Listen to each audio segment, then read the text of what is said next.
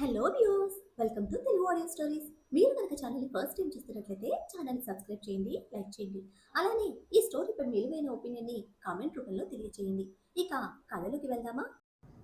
Video చూస్తున్నందరూ కింద కనిపిస్తున్న hype option నొక్కి వీడియోని ఎంకరేజ్ చేయండి. నీకు ఇంగ్లాండ్లో ఉండగా స్క్రూ మాత్రమే లూజ్ అయిందే, ఇక్కడికి వచ్చాక పూర్తిగా చిప్ దొబ్బేసింది. ఇంతవరకు మైత్రి విషయంలో ఇంట్లో చెప్పలేదు. నీ ఇష్టానికి ప్లాన్స్ వేస్తున్నావు, వాళ్ళ ఫ్యామిలీ గురించి తెలిసి కూడా మ్యాచెస్ ఫిక్స్ చేస్తున్నావు అంటూ ఏక బిగువున అరుస్తూ వెనక్కి వెళ్ళాడు చేతన్. రుద్ర ఇంటికి వచ్చి వెళ్ళింది మొదలు.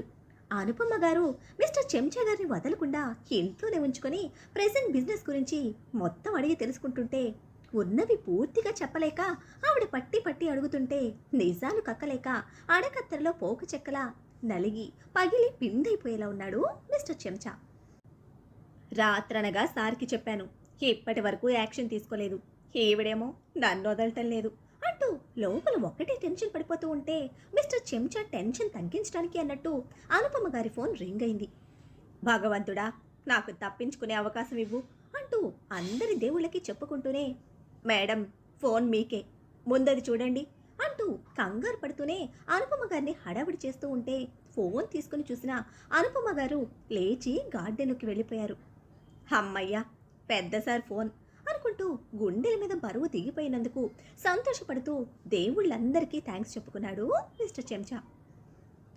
ఏంటండి, ఏం జరుగుతోంది? నాకు అసలు ఏది అర్థం కావటం లేదు. మీరేమో అక్కడ, వాడేమో ఎక్కడున్నాడో కూడా తెలియదు. ఫోన్ చేస్తే లిఫ్ట్ చేయటం లేదు. ఈవినింగ్ కాల్ చేస్తాను అని మెసేజ్ పెట్టినవాడు ఇప్పటి వరకు కాల్ చేయలేదు. రుద్ర చెప్పింది వింటుంటే నాకంతా భయంగా ఉంది.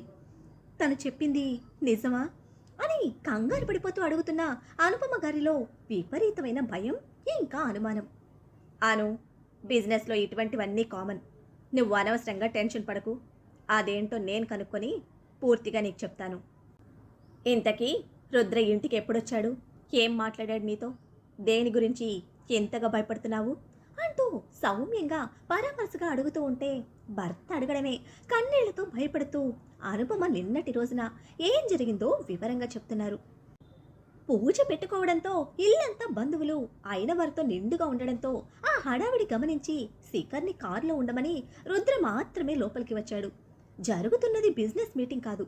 అటువంటి ఇంటి పూజకి రుద్ర లాంటి ఐకాన్ పర్సన్స్ రావడమే చాలా మందిలో ఆశ్చర్యాన్ని రేపితే అనుపమ గారు కూడా కించిత్ ఆశ్చర్యంతో రుద్రని రిసీవ్ చేసుకుంటే పర్సనల్గా మాట్లాడాలి అంటూ చిన్న గొంతుకుతో అడిగాడు రుద్ర.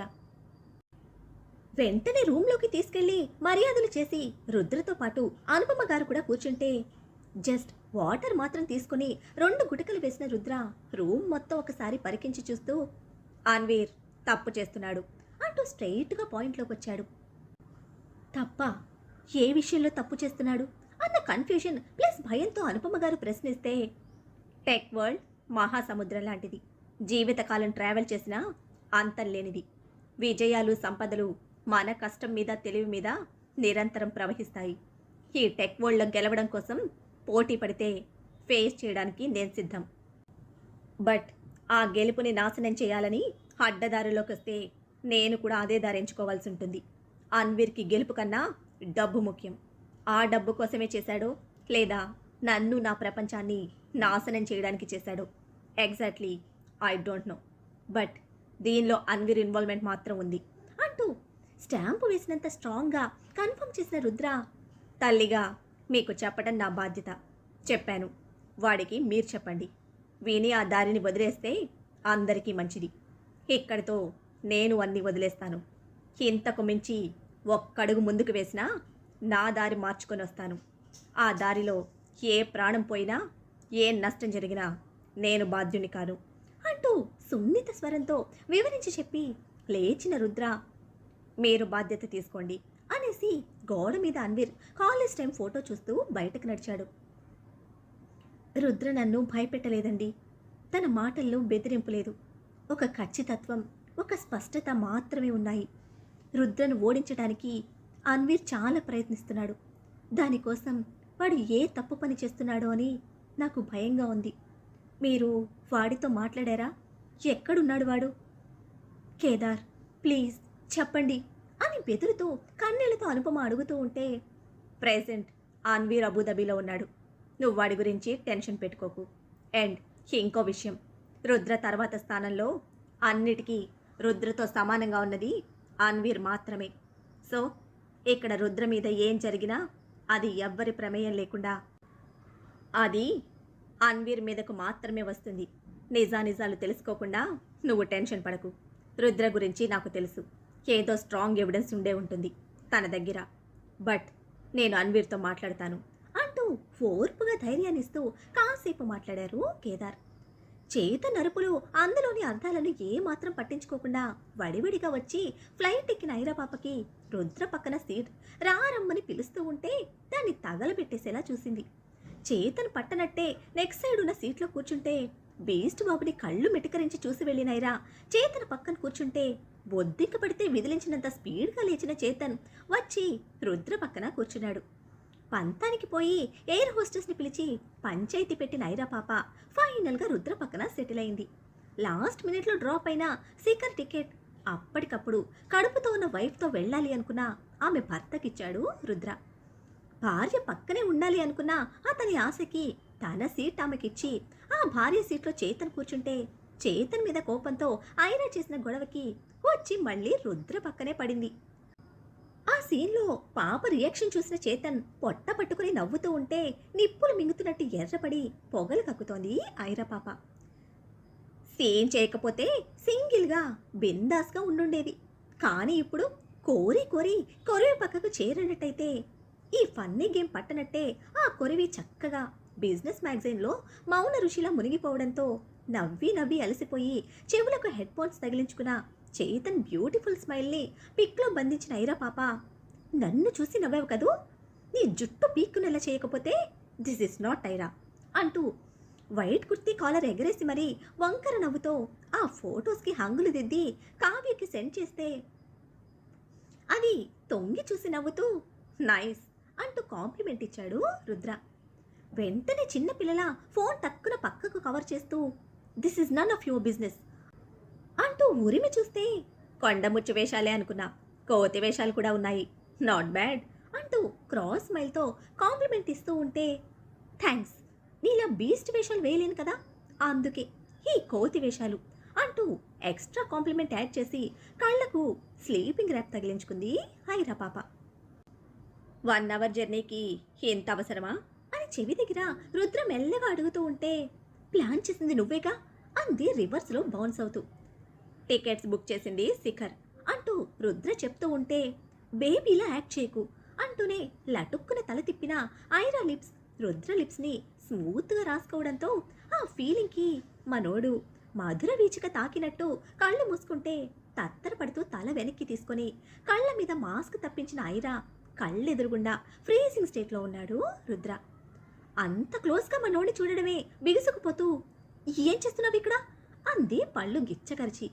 సాగిన పెదవులతో కళ్ళు తెరిచిన రుద్ర సీక్రెట్ చెవిలో చెప్తున్నాను అంటూ కూల్గా ఆన్సర్ చేస్తే కసాపిస్సా పెదవులు అరిచేతితో అదిమి తుడిచేస్తూ మిస్టర్ మేధావి, ఓవర్ పర్ఫార్మెన్స్ వద్దు, నైట్ నుంచి చూస్తున్నా, చాలా ఎక్కువ చేస్తున్నావు, ఇన్ఫాక్చుయేషన్కి కూడా ఒక లిమిట్ ఉంటుంది, క్రాస్ చేశావో అని చూపుడు వెళ్తూ వార్నింగ్ ఇవ్వడానికి ప్రిపేర్ అయిపోతున్న ఐరా చేతులు గబాల్న పట్టుకొని డోంట్ డూ దిస్, లిప్స్టిక్ పోతే నా బైట్ మార్క్స్ బయటకి ఎక్స్పోజ్ అవుతుంది అంటూ గుర్తు చేసేసరికి లిప్స్టిక్తో కవర్ చేసిన పెదవి మీద చిల్లు మైండ్లో వెలిగి వెంటనే పెదవులు లోపలికి ముడిచేస్తూ బీస్ట్ బాబు బూతి మీద వేళ్లతో ఒక్కటి పీకి ఎక్స్ట్రాల్ చేశావంటే ఇంజెక్షన్ వేస్తాను అంటూ చిన్న పిల్లాడి లెక్క బెదిరిస్తూ ఉంటే క్లోజప్ ప్యాడ్లో మోడల్లా పళ్ళన్నీ బయటకు కనిపించేలా నవ్వుతూ సీట్కి వాలిన రుద్ర ముఖం మీద బుక్ అడ్డు వేసుకున్నాడు. డాక్టర్ అని గుర్తించాలి అంటూ హెవీ వెయిట్ ఫీల్తో డైలాగ్ ఒకటి వేసి రేపటి నుంచి డైలీ చూపిస్తాను అంటూ మైండ్లో స్ట్రాంగ్గా ఫిక్స్ అయిన డాక్టర్ పాప మ్యాక్ బుక్ ఓపెన్ చేసుకుని పెన్సిల్ తీసుకుంది. టెంపుల్కి వెళ్ళాలి అన్న ఆలోచనతో అందరూ నేరుగా అశోక్ ఇంటికి వెళ్తే స్టమక్ పెయిన్ కలరింగ్తో జర్నీ మిస్ అయిన శిఖర్ని డ్రైవింగ్ కూడా చేయనివ్వకుండా తల్లి ప్రేమని కుమ్మరిస్తూ సింపతి పెయింట్ వేసే పనిలో ఫుల్ సక్సెస్ అయ్యారు నీలిమ. అన్నీ బాగుంటే ఇప్పుడు వాళ్ళతో పాటు ఫ్లైట్లో ఎగిరేవాడివి, మనసుకు తీసుకోకురా అంటే విన్నావు కాదు, టాబ్లెట్ వేసుకొని రెస్ట్ తీసుకో, వచ్చాక నీకోసం ఏదైనా వండుతాను అంటూ జాలి పండిస్తూ ఉంటే, పర్లేదండి, మీరేమీ అనుకోకపోతే నేను వంట వాళ్ళ దగ్గరుండి చేయిస్తాను అని నొచ్చుకుంటూ చెప్పింది మైత్రి. అయ్యో, అలా ఎందుకులేమ్మా, ఇంటి పని కోసం నువ్వు కష్టం తీసుకునే అవసరం ఏముందిలే, వచ్చాక నేను చూసుకుంటాను అని పెదవి విరుస్తూ ఇంత మారు సాగదీశారు నీలిమ. అమ్మా, అసలు నువ్వేం చేస్తున్నావమ్మా అని అయోమయంలోనే అల్లాడిపోతూ శేఖర్ చిరాగ్గా అడుగుతూ ఉంటే, నువ్వుండరా అంటూ శేఖర్ని ఆపుతూ ఉంటే, ఇప్పుడు వాడికి బాగోపోతే గుడికేమీ వద్దు నీలిమ, మరోసారి వెళ్దాం అంటూ రంజని గారు మొత్తం చాప చుట్టే పని స్టార్ట్ చేస్తే ప్లాన్ బెడిసి కొట్టేలా ఉందని తెగ కంగారు పడిపోతూ, అది కాదు రంజని, మనం ముందే అనుకున్నాం కదా వాడికి ఇలా అవుతుందని, మనకు మాత్రం తెలుసా, దీనికోసం దేవుడి దగ్గరికి వెళ్ళటం మానేస్తావా, దేవుడి కార్యాలు వాయిదా వేయటం శుభం కాదు అంటూ కొంచెం సెంటిమెంట్ టచింగ్ కూడా యాడ్ చేసి హడావిడి మొదలుపెట్టారు నీలిమ. నీలిమ, ఏంటి గోలంతా, ఇప్పుడేమైంది, ఇంకో రోజు వెళ్ళొచ్చుగా అంటూ అశోక్ గారు కూడా వంత పడుతూ ఉంటే, మొత్తానికి విసిగిపోయిన వినోద్ గారు, మీరు ఏదో ఒకటి తేల్చుకోండి అంటూ అందరినీ వదిలేసి ఆఫీస్కి వెళ్ళిపోయారు. అన్నిటికీ తానే కారణం అనుకుంటున్న మైత్రి ఇక బాధ్యత మొత్తం తన నెత్తి మీద వేసుకుంటూ, పెద్దమ్మా, దేవుడి విషయంలో అనుకున్నది చేయకపోతే మంచిది కాదు, నేను ఇంట్లో ఉంటానుగా, చెయ్యి కూడా నొప్పిగా ఉంది, మీరు వెళ్ళొచ్చేయండి అంటూ రంజని గారికి నచ్చచెప్పి, నాకు వంట పని కష్టం కాదండి, చాలా ఇష్టం, నలుగురికి కడుపు నిండా భోజనం పెడితే ఆ పుణ్యం మనకి మన కుటుంబానికి ఉంటుందని మా బామ్మ చెప్పింది, అయినా ఈ చేతి నొప్పితో నేనేమీ చేయను, దగ్గరుండి చూసుకుంటానంతే, నేను బయట దాన్నైనా సొంత మనిషిలా చూసుకుంటున్నారు, ఈ మాత్రం ఇష్టంగా చేయగలను అంటూ నీలిమ గారితో నొచ్చుకుంటూ చెప్పి లోపలికి వెళ్ళిపోతే, ఎందుకమ్మా తను బాధపడే విధంగా మాట్లాడావు అంటూ సీరియస్ అయ్యాడు శిఖర్.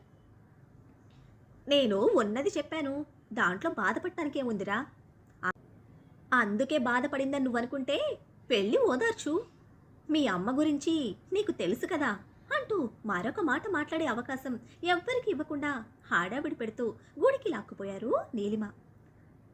అసలు నీ ఆలోచన ఏంటో నీకైనా అర్థమవుతుందా అంటూ కారు కదలడమే అశోక్ భార్య మీద కారాలు మిరియాలు నూరుతూ ఉంటే, ఇంచుమించు రంజని గారిది కూడా అదే ఆలోచన, అయితే అంత కోపంగా అడగలేక ప్రశ్నార్థకంగా ఎదురు చూస్తున్నారు. నాకర్థమయ్యే అంత హడావిడి చేశాను, మీకే అసలు మ్యాటర్ ఇంకా అర్థం కాలేదు, మనోడికి కడుపు నొప్పి లేదు, కాలు నొప్పి లేదు, ఇదంతా ఐడియా, చూస్తూ ఉండండి, మనోడు ఇష్టపడినట్టు మైత్రి వాడి భార్య అయిపోతుంది అంటూ ఉత్సాహంగా చెప్తున్న నీలిమ గారి ఆలోచనకి మిగతా ఇద్దరు షాక్ అయితే, నాకెందుకో రుద్ర ఐరా కలిసే చేస్తున్నారనిపిస్తోంది, వీళ్ళిద్దరికీ ముడిపడినట్టే వాళ్ళిద్దరికీ కూడా ముడిపడిపోతే రెండు జంటలు చూడముచ్చటగా ఉంటారు అంటూ తెగ ముచ్చట పడిపోతున్న నీలిమ గారి ఆలోచన రంజని గారిలో కూడా చిన్నపాటి ఆశ కలిగించింది. అయితే రుద్ర గురించి అంతా తెలిసిన ఐరా దీనికి అంగీకరిస్తుందనే అనుమానం వెంటే వచ్చి ఆ ఆశను నిరాశగా మార్చేస్తే, నువ్వు అనుకున్నట్టు జరగాలని కోరుకో, కానీ ఇలాంటి పిచ్చి పనులు చేసి వాళ్ళని ఇబ్బంది పెట్టకు, ఏదైనా ముందు వాళ్ళ మనసులు కలవాలి అంటూ మందలించారు అశోక్. మీ పంతులతో ఇదే ప్రాబ్లం, మార్చిలో ఎగ్జామ్స్కి సంవత్సరం అంతా చదవమని పిల్లల్ని చావకొడతారు కానీ ఇంట్లో పెళ్ళాన్ని మాత్రం ఎంకరేజ్ చేయరు. ఇక మీరు మాట్లాడకండి, ఒక పెళ్లి చేయడానికి 1000 అబద్ధాలు ఆడినా తప్పు లేదంటారు, ఐరా ఒక అబద్ధం ఆడింది, దాన్ని నేను అల్లుకుపోతూ నా తిప్పలేమో నేను పడతా, మైత్రి నా కోడలు అంతే అంటూ గిరిగిసి శాసించినట్టు చెప్పి రంజని గారితో ముచ్చట్లు పెట్టారు నీలిమ. వంటి చేత్తో కుదిరిన పని చేస్తూ పనమ్మాయితో కలిసి మైత్రి వంటలో బిజీ అయిపోతే కొన్ని క్షణాలు తనని గమనించి, హ్యాండ్ పెయిన్తో అవసరమా అంటూ అడిగాడు శిఖర్. అన్నయ్య వదిన తిరిగి అక్కడికి వెళ్తున్నారు కదా, వాళ్ళకి ఏ సమస్య రాకూడదని గుడికి తీసుకెళ్ళమని అడిగింది నేనే, పెద్దమ్మ ఫీల్ అవుతుందని అబద్ధం చెప్పాను అని నవ్వుతూ నిజం చెప్పిన మైత్రిని అద్దాలు తీసి మరీ ఆశ్చర్యంగా చూస్తూ, అబద్ధం చెప్పావా అంటూ ఆశ్చర్యం ప్లస్ అనుమానం కలగలిపి మైత్రి కోసం తను ఇన్వెస్ట్ చేసిన ఎమోషన్ వేస్ట్ అయిందన్న ఇరిటేషన్తో అడుగుతూ ఉంటే, హా లేకపోతే వెళ్ళరుగా, నాకు అబద్ధాలు అలవాటే అంటూ చాలా క్యాజువల్గా గోడకు సున్నం కొట్టినంత స్ట్రాంగ్గా చెప్తుంటే, అబద్ధాలు అలవాట అంటూ రిపీట్ చేస్తూనే అందరి మధ్యలో నువ్వే వేరే పప్ప అంటూ ఇండైరెక్ట్గా మైత్రి చెప్పినట్టే అనిపించి, హోసే తింగరిపాలెం, ఎంత తేలిగ్గా అబద్ధాలు ఎలా చెప్తావే అని తనకు చేతకాని దానికి తిక్కగా అరిచి వెళ్ళిపోతూ ఉంటే, కడుపు నొప్పి మీద అరవకూడదు బావగారు, మీరు విశ్రాంతి తీసుకోండి, మీకోసం నేను కషాయం చేసి పట్టుకొస్తాను, మీ కడుపు నొప్పి చిటికలో ఎగిరిపోతుంది అంటూ ఉచిత సలహా వెనక నుంచి వదులుతూ ఉంటే గిరుక్కును తిరిగినవాడు విసురుగా దగ్గరికొచ్చి, ఏం తెస్తావు అన్నాడు కనుబొమ్మల ముడి వేసిన కోపంతో. కషాయం తీసుకొస్తాను అంటూ ఏ మార్పు లేని మోముతో చెప్తూ ఉంటే, నేనెవరో తెలుసా నీకు అంటూ తన డాక్టర్ డిగ్రీని గుర్తు చేయడానికి ప్రయత్నించాడు శిఖర్. తెలుసు బావగారు, మీరు తలకాయలు చూసే డాక్టర్ గారు, కానీ ఇప్పుడు మీకున్నది కడుపు నొప్పి కదా, ఆ మందు దీనికి పనిచేయదు, ఇంగ్లీష్ మందు కన్నా బాగా పనిచేసే ఇంటి మందు నాకు తెలుసు, పట్టుకొస్తానుండండి అంటూ తెలివిగా చెప్పి వెళ్తూ ఉంటే తన ఇన్నేళ్ల కష్టాన్ని తీసి పారేసిన ఫ్రస్ట్రేషన్తో, ఓయ్ తింగరపాలెం, తాలకాయలు ములక్కాయలు కాదు, ఐఎమ్ ఏ న్యూరాలజిస్ట్ అంటూ పరుషంగా పలికి మైత్రి నెత్తి మీద పొడిచేసరికి ఇంతింత కళ్ళతో కోపంగా చూస్తూ, మీరు న్యూరాలజిస్ట్ చదివే ఈ అద్దాలు తెచ్చుకున్నారు, ఏం ఉపయోగం, ఇన్ని చదివినా కడుపు నొప్పి వచ్చింది, నా కషాయమే దిక్కైంది, చెప్పుకోవడానికి కాగితాలున్నా సొంత వైద్యానికి పనికిరాదు, అందుకే అనేది ఇంగ్లీష్ మందు మింగితే వారం రోజులు, ఇంటి మందు మింగితే 7 రోజులు అని. భగవంతుడా, ఏంటో ఈ చదువులు అని గట్టిగా జాలిపడుతూ, మీరు వెళ్ళండి, 5 నిమిషాలు కషాయం పట్టుకొస్తాను అంటూ గబగబా కబోర్డ్ నుంచి పోపుల డబ్బా తీసుకుంది. ప్రెస్టీజియస్గా చెప్పిన మాస్టర్ డిగ్రీని సింపుల్గా కూని చేసిన మైత్రి అక్షర జ్ఞానానికి చిన్నగా పనమ్మాయి దగ్గరికి కళ్ళు తిప్పితే కష్టంగా నవ్వాపుకుంటూ, రోలు బయటుందమ్మా, తెస్తాను అంటూనే హాటు డోర్ తీసుకుని చిటికలో బయటకు వెళ్ళిపోయింది. హో గాష్, హే తింగరి పాలానికి ఏది చెప్పినా పోయేది నా పరువే, దీని నోట్లో నా డిగ్రీనే తిరగటం లేదు, ఇక దీని చేతిలో నా ఫ్యూచర్ పెట్టడానికి ప్రిపేర్ అయిపోతున్నా అని తన గురించి జాలి పడిపోతూ పైకి వెళ్ళిపోయాడు శిఖర్.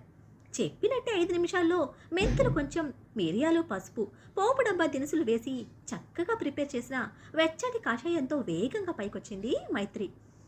బావగారు అంటూ డోర్ దగ్గర నిలబడి తలుపు తడుతూ ఉంటే, వచ్చేసింది తింగరపాలెం అని పళ్ళు బిగించి విసుగుతోనే వచ్చి తలుపు తీసిన శిఖర్ అరచేతిలో బెల్లం ముక్క పెట్టింది.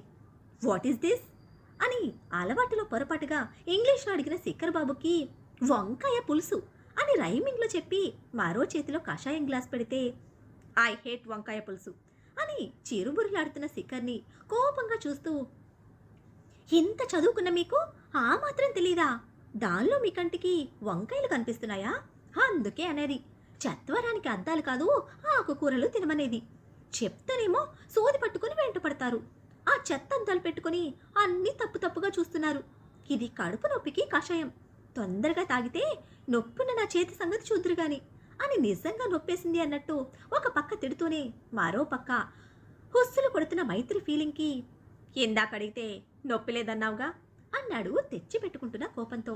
అబ్బా బావగారు, అప్పుడు లేదు, మీకు కషాయం చేసి ఎప్పుడు తెచ్చుకున్నాను, ముందు తాగండి అని విసుగ్గా చెప్పేసరికి, నాకు అసలు కడుపు నొప్పి లేదు, దీంతో నాకు అవసరం లేదు అంటూ పక్కన పెట్టేస్తూ ఉంటే, ఇదిగో ఇదే వద్దన్నాను, కషాయం తప్పించుకోవడానికి అబద్ధాలు ఆడకండి, తాగలేదో నేను చెయ్యి చూయించుకోను అని బెదిరింపులకు దిగిన మైత్రి గడుసుతనం వెనక మొండితనం తెలిసినవాడు, ఇంకా మనసులో నిలుపుకున్నవాడు కనుక ఆ మొండితనం దాటి ట్రీట్మెంట్ చేయాలంటే కషాయం మింగక తప్పదు అని అర్థం చేసుకుని న్యాచురల్ ఇంగ్రీడియంట్స్తో సైడ్ ఎఫెక్ట్స్ ఉండవు కనుక 1 సెకండ్ అంటూ గ్లాస్ తీసుకొని గటగట గొంతు దింపడమే మెంతులు వగరతో కలిసిన మిరియాల ఘాటుకి పసుపు ఫ్లేవర్కి నోరెంతా వికారంగా మారిపోయింది. ఏం కలిపావు దీనిలో అంటూ భయంకరంగా ముడుచుకుపోయిన ముఖంతో గంతులు వేస్తూ ఉంటే, అయ్యో కషాయం తాగాక ఎగరకూడదు బావగారు, కడుపు తిప్పేస్తుంది అని బలవంతంగా బెడ్ మీద కుదేసి నోట్లో బెల్లం ముక్క తోసింది. చుప్చాప్గా బుగ్గన బెల్లం ముక్క పెట్టుకోండి, నిమిషాల్లో మామూలైపోతుంది అని పెద్దవి చేసిన కళ్ళతో టీచర్ లెక్క భయపెట్టడానికి చూస్తున్న మైత్రి నెత్తి మీద ఒక్కటి పీకి గొంతులో తెలుస్తున్న వికారానికి, వచ్చాక నిప్పని చెప్తా అంటూ మీదకి వంగిన మైత్రిని బెడ్ మీదకి తోసేసి వామిటింగ్ సెన్సేషన్తో వాష్రూమ్లోకి పరిగెత్తాడు శిఖర్. కార్ దిగి వడివడిగా లోపలికి వచ్చిన విశ్వక్కి డైనింగ్ టేబుల్ దగ్గర నిలబడి కనిపించారు మయూరి. దగ్గర కంటా వచ్చి, హాయ్ మయూరి అంటూ విష్ చేస్తే, ఎంతసేపు అయింది వచ్చి అని అడుగుతూనే టేబుల్ మీద అరేంజ్మెంట్స్ చూస్తున్న విశ్వక్ గారితో, మీ ఫ్రెండ్ వస్తున్నాడా విశ్వక్ అంటూ మృదు గాంభీర్యంగా కళ్ళు తిప్పకుండా అడుగుతూ ఉంటే, he is not my friend, father ఏజ్లో ఉన్నాను మయూరి అంటూ సింపుల్ స్మైల్తో రిప్లై ఇచ్చి ఫ్రెష్ అయి వస్తాను అంటూ పైకి వెళ్లారు విశ్వక్. మరి ఇంతకీ వస్తున్న ఆ వ్యక్తి ఎవరు? మన బీస్ట్ బాబేనా? ఫస్ట్ మీట్లోనే మంచి ఇంప్రెషన్ సంపాదించిన రుద్ర మయూరిల మధ్య బాండింగ్ ఇంకా స్ట్రాంగ్గా మారనుందా? మన తింగర్ పాలెం డాక్టర్ బాబుతో మొదటి రోజే వాంతులు కక్కిస్తే పోను పోను బాబు పరిస్థితి ఏమిటో? బీస్ట్ బాబు ఐరా పాపల మధ్య గిల్లి కజ్జాలు చిరిపి సరాగాలుగా మారనున్నాయా? ఏం జరుగుతుందో తెలియాలంటే నెక్స్ట్ ఎపిసోడ్ని ఫాలో చేయండి. అలానే ఈ ఎపిసోడ్ని లైక్ చేయడం మాత్రం మర్చిపోకండి. Bye friends.